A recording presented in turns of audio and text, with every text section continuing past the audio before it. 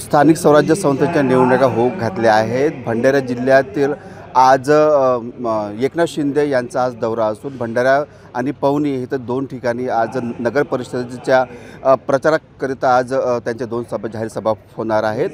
मी आज सध्या तुम्ही बघू शकता भंडारा जिल्ह्यातील हा जो दसरा मैदान आहे इथं आज एकनाथ शिंदे यांची जाहीर सभा होणार आहे। तुम्ही बघू शकता असा पोलिसांचा खूप मोठा ताफा इथं लागलेला आहे आणि दुसरी गोष्ट म्हणजे इथं आमदार नरेंद्र बोंडेकर हे सुद्धा इथं पाहणीत करत आहेत। दिवसा भविष्य असा सभा मंडप इथं तयार करण्यात आलेला आहे।